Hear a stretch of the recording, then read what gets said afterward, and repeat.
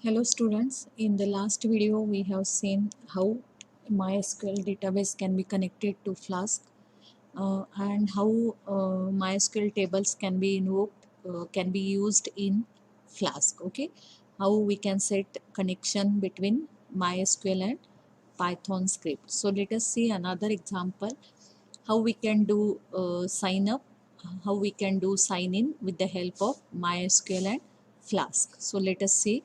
So this is the first file, first Flask script, database login.py. So what are the contents here? So first one, we have imported all the required modules. So import Flask, render template, request, redirect, URL for we are using here, and sessions we are using here. So we have seen what is the meaning of session.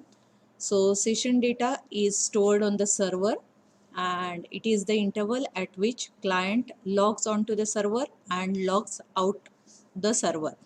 So this we are going to create login form. We have to use here session. Okay, so how we can create this one? So these are the modules we imported here. Here we used MySQL and import MySQL DB cursors. Okay, app is equal to, we are going to create here one secret key. So this secret key is needed to keep the client side session secure. Okay, by default Flask is having Python is having its own secret key, but we can change it, we can store it for this temporary session. So here we have stored secret key as your secret key. So you should store that secret key. Okay. Then next one, we have to configure our MySQL. So MySQL host is there, local host, user is root, password MySQL, and here for this particular application we are going to use the database project. Okay. Last time we used another database. Here we are using the database project. So that database is already created in MySQL.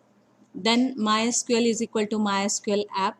So three URLs are there. First one, home URL is there. Okay. Then login URL is there.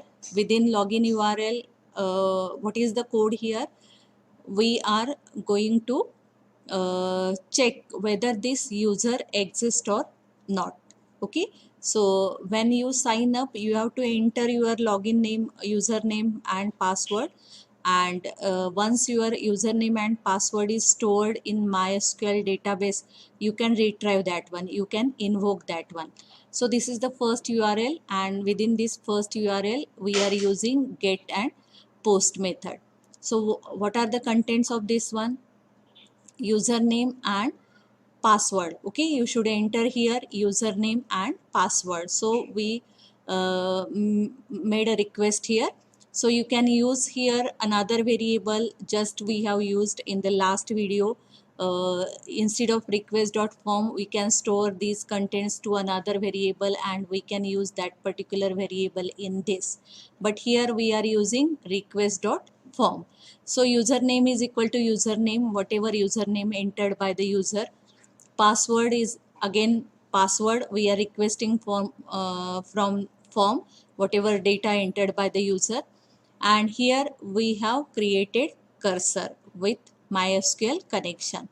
What type of query is associated with this cursor? So cursor dot execute select star from accounts. Here we are using accounts table which is present in project database. Look here, this is the table. This table is created in project database in MySQL. Okay, and select star from accounts means what? We are invoking records from accounts. Okay, look here, this is the URL to log in to the system. So we have to check whether that username is present in table or not. If it is present in table, only that time you can give permission to logged in. Okay, so select star from accounts where username is equal to %s and password is equal to %s. We can check here username and password. Both are having string data type. So you can use here %s. %s means what? Whatever username is entered by the user, you can check that username with the usernames present in the table. And whatever passwords entered by the user, you can check that passwords with the passwords present in MySQL table. Okay, so both data should be correct. Only that time you can allow that particular user to log in. Next, select star from accounts where username is equal to username and password is equal to password if that record is present in your table. So what is the next instruction here? Account is equal to cursor dot fetch one. So last time we used fetch all because we have displayed all the records from the table. But this time we are going to check whether the entered user is present in our table or not. So we have to fetch only that record where entered username equal to this username and entered password is equal to this password, means these username and passwords are present in our MySQL tables. If that cursor, when that cursor is being executed, if it finds that record, then it will fetch that one. Okay, so if account, if that record is there, then session get created. Okay, and in that session that username is stored. Which username is stored here? This is the assignment statement. Look here, session username is equal to account username. So it will fetch that particular record and that is a username will be stored to session. Okay, then you will get message here, logged in successfully, and it will render template database index new.html. If not, means if that particular record is not present in the table, means when that cursor is being executed, it does not find that particular record, then else statement executed, it gives the message incorrect username or password. Look here, what is the meaning of this one? Here we are rendering template database underscore login.html. Look here, what are the contents of this one? Database underscore login.html. So this script is written to enter username and password. Okay, two text boxes are there. We have to enter username, then we have to enter password, and once we entered username and password, we have to click on submit button. Okay, so this username and this password will be stored with name username and password, and that username and password we are invoking in this select statement, and it will check whether that entered username equal to table username. Okay, so if this query executes, then you can get you will log in. Okay, so here we are rendering template index new.html. So this code is used to enter username and to enter password, and with the help of these two uh, data we can check whether that username and password is present in the table or not. If it is present, then it allows to log in. If it is not present, then it gives error message incorrect username and password. Okay, so here we are rendering HTML database login.html. In this HTML script, only we entered username and password. Okay, so this is related to login. Then next one, if that username and password is not present in your table, then we have to sign up. Okay, sign up and sign in both are there. If your username is not there, you have to enter your own data. Okay, so this is the URL for register. Register means you should register your username and password for that particular table. So here in this register, again we are going to enter the data. So we used here get and post method. if request method is equal to post username in request.form, password in request.form, and email in request.form. So we are going to enter here username, password, and email. So this is the registration form. Here in this registration form, you should enter username, password, and email. Okay, so here are the statements. This username will be whatever username entered by the user in this form. This password will be whatever password entered by the user in this form, and again email, this email will be whatever email id entered by user in this form. So these three data will be stored to username, password, and email. Okay, so here cursor is equal to mysql dot connection, and what type of cursor, what type of query we are going to use here. Look here, cursor dot execute, select star from accounts where username is equal to %s. Suppose abc username is already there. Okay, and once again user entered abc username to sign up, so it will be already, this record is already present in your table, so you should give here error message. So when this username, look here, this is the %s and username, this username means the entered username. So this cursor, it will fetch that particular record if the entered username is already present in the table, and if that record is present in your table, if account is the variable, for that variable we have stored this output of this query. So if account, it gives message account already exists. Okay, so if this username is already present in table, mysql table, then it gives message account already exists. Else if not read or match email. Okay, so here validations are given, what type of email id should entered by the user.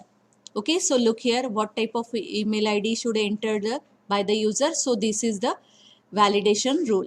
Okay, you can check, you can write here any type of alphabet, you can write here any type of alphabet, dot is there, you should check each and every uh, email id. So and another characters are there. So this is the format to check email id.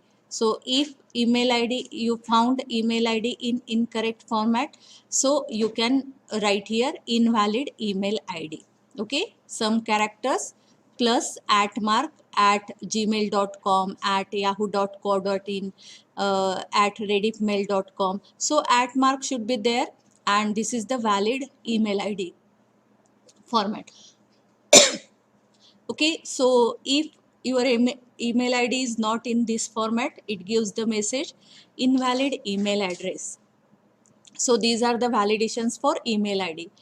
Else if another condition is there, if A to Z, A to Z and 0 to 9, we allow username, the letters for username like this, capital alphabets, small alphabets, and 0 to 9 numeral. So user can give any number of character, any combination of character for the username. Okay, so if username is not having proper format, it gives you error, username must contain only characters and numbers. If user enters some special symbol, suppose hash, user enters a hash 9, so is it valid or invalid? It is invalid, because we allow only capital alphabet, then small alphabet, and numeral. Okay, so this combination should be there. Only we allow capital alphabet, small alphabet, and numerals for username. Any type of special symbol is not allowed here. So if user enters any symbol, then it gives you error message that username must contain only characters and numbers. Okay, so these are the validations for username.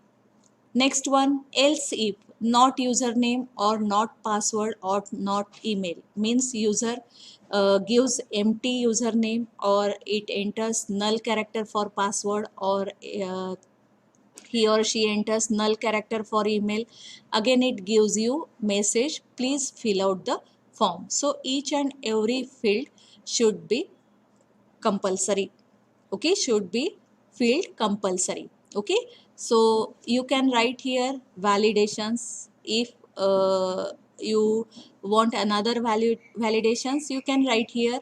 For username, if you want to allow only alphabets, so you can write here capital A to Z, small a to Z.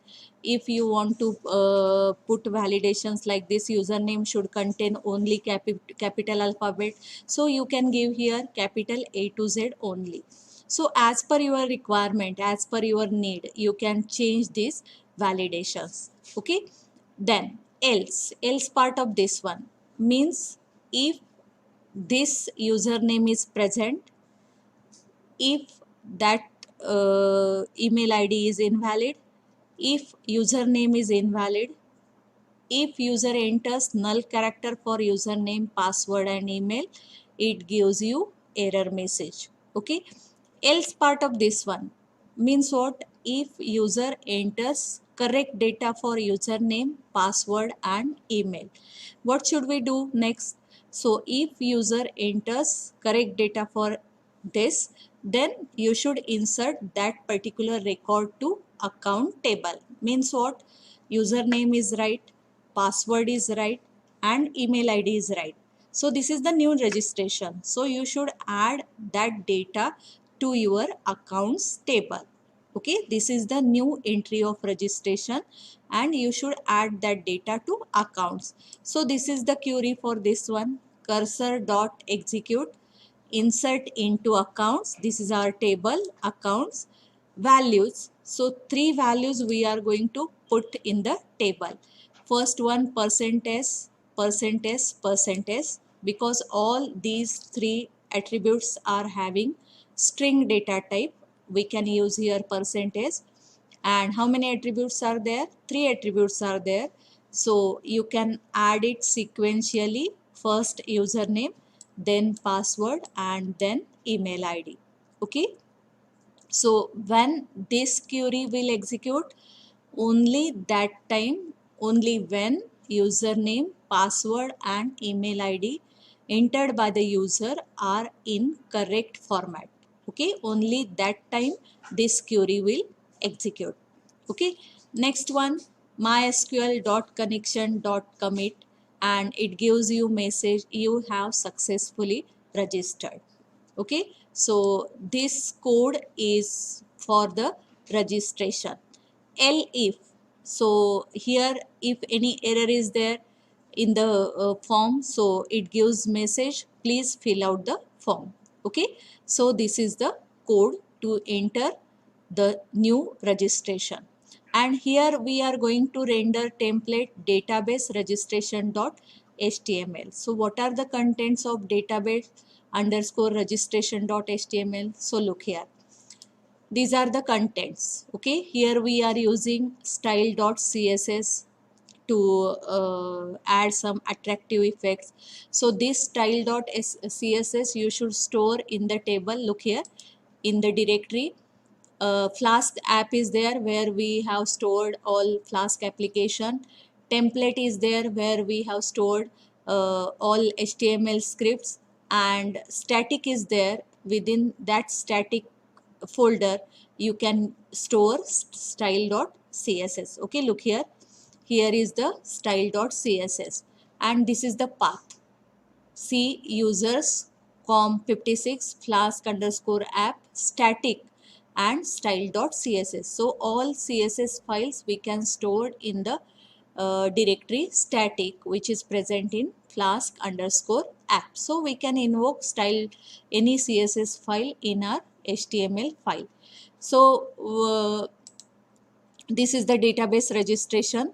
So what type of fields are there? So here we use style.css and some tables are there. some HTML tags are there. So with the help of this one, we design the registration form. So here URL for register. So how many text boxes are there? 3 text boxes are there: username, password and email ID. So you should enter here username, you should enter password and email ID. Then click on submit button. This Python script, Flask script, it will check all the validations, and if it is correct, then it will replace, it will transfer that data to table. Okay, here already have an account. So if already present, username is already present, then we can take control to login. Okay, so here we call URL for login. So if that data is there, we can call login form. So here we can call login form with the help of URL form.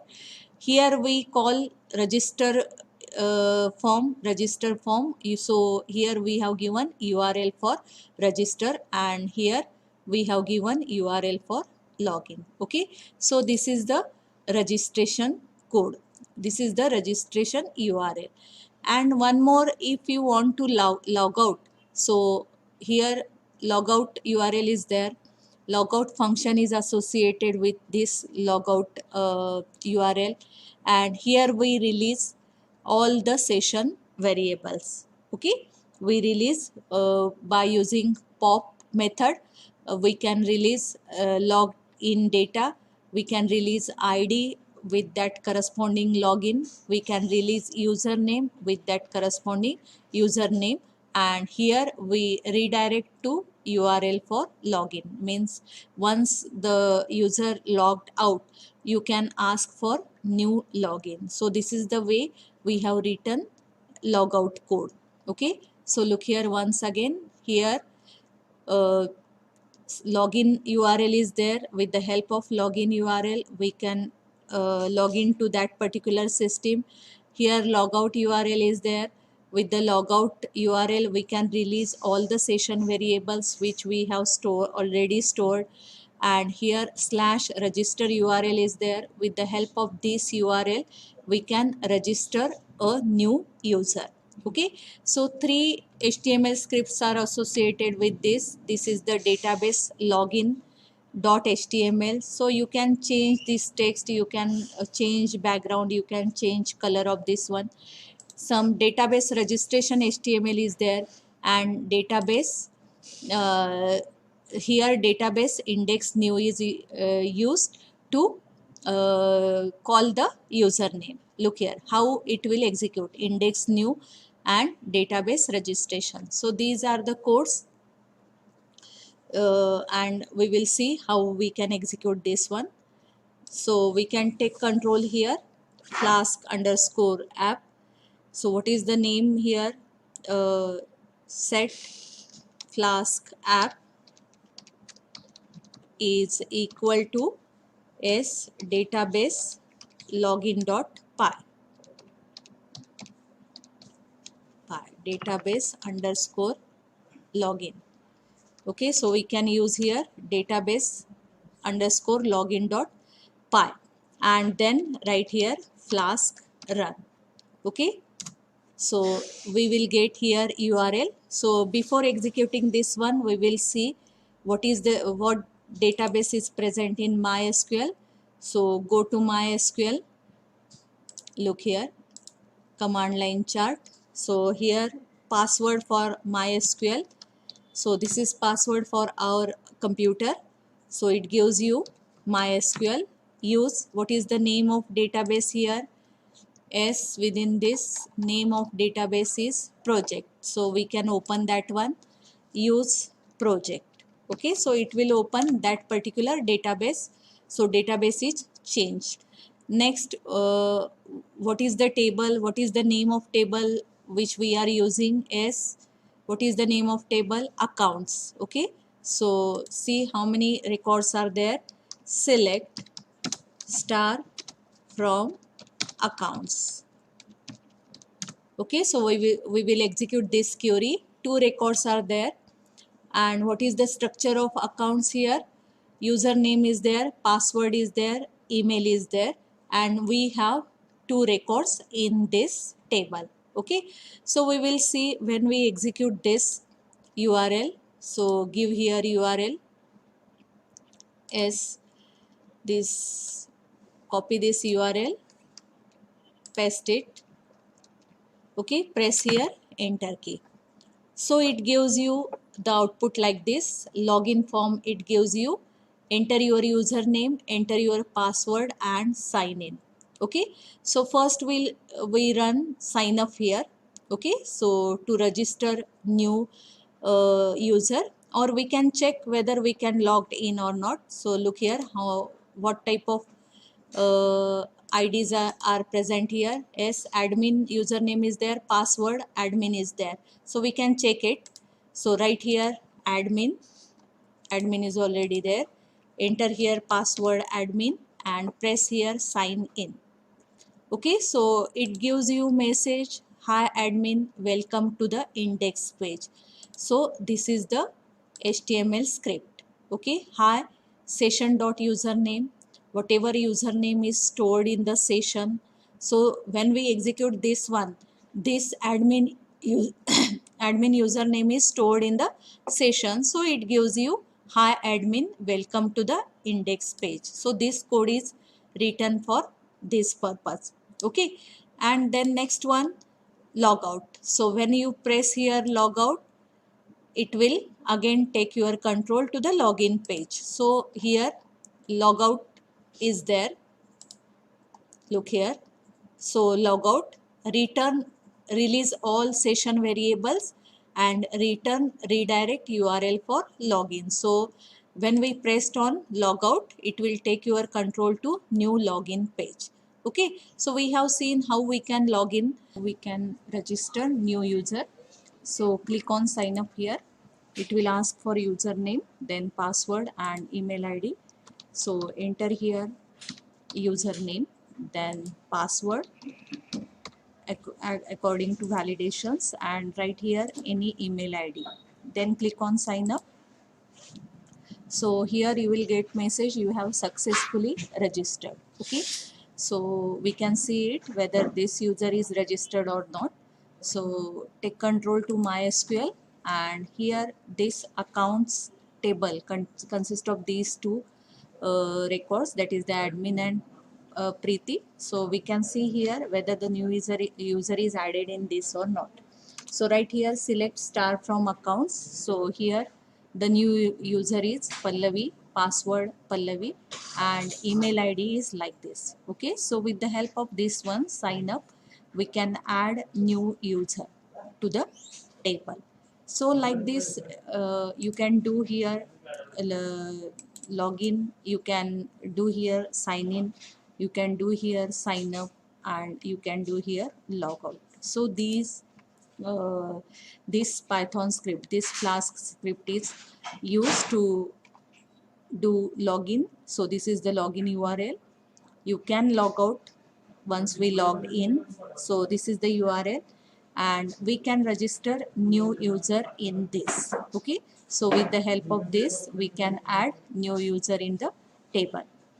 So this is the code, and these are the HTML scripts. So this script is for database login, this script for new registration, and this is the script to display the message for that particular user, and this is the CSS sheet. So some designing is there, you can change it, you can do as you want.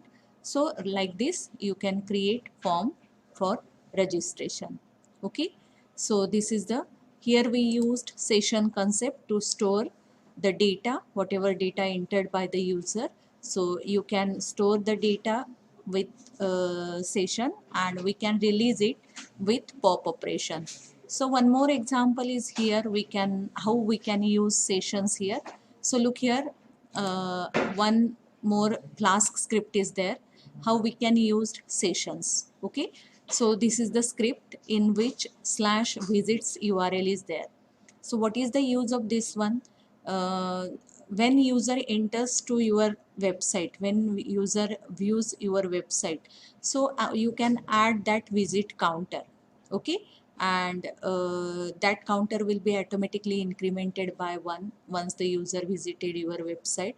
And you can delete that counter, you can store it to the 0 with the help of sessions. So here we used session concept.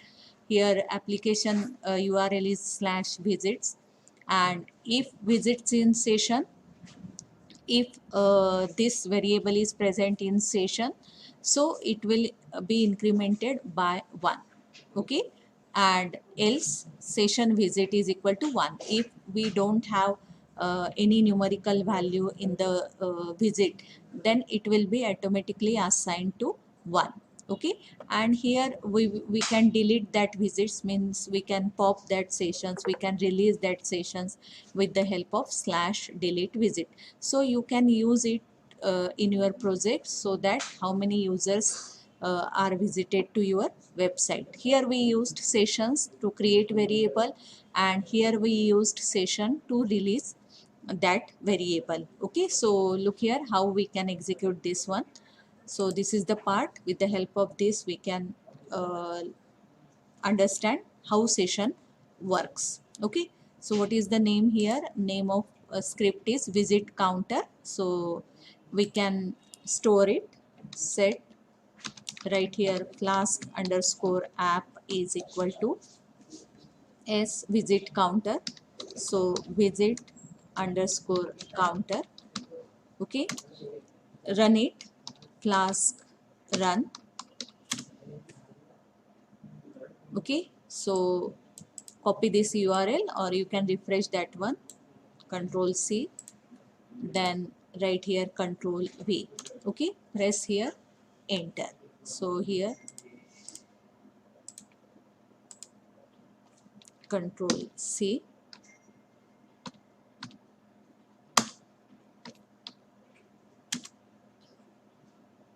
you can add this one.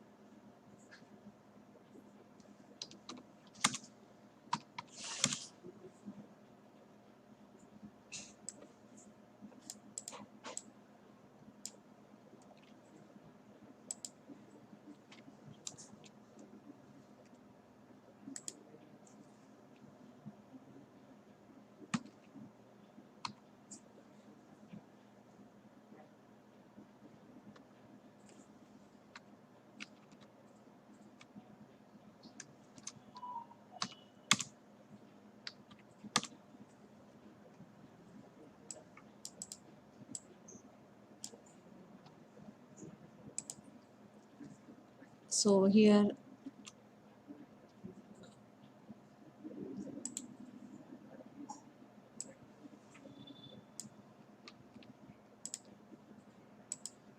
so look here, when we copy this one to your browser, it will give you URL is not found, because our URL is /visit. So right here /visit visits. Okay, press here enter key. So total visit is 1, because visit is not stored in your session. So first one it will incremented by 1, so you will get here total visit 1. Okay, when we refresh this one, it will incremented by 1. When again we refresh this one, it will be incremented by 1. Like this, when we refresh it, or when we open that particular website, it will be incremented by 1. So how it will get incremented?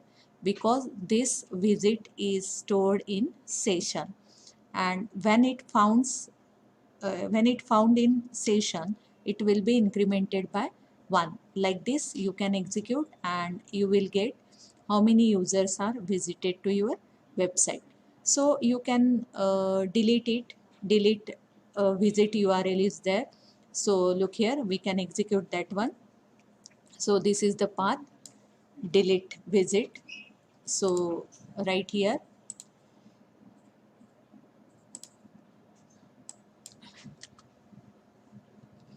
copy that one, delete visit. So look here, visits deleted. Okay, and when we execute again that first URL slash visit, what data we will get here? So control V, copy that URL,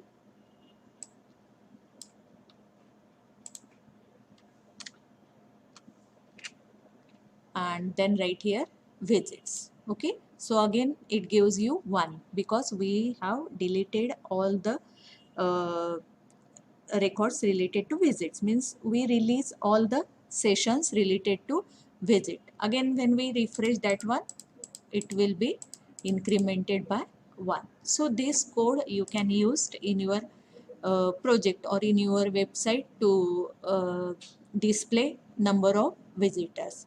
Okay, so in this video we have seen how we can create login form, how we can create a new registration form, how we can create logout form, and this is the example to learn what is the meaning of session. So you can do it for your projects, try it and do it for your own project. Okay, so thank you.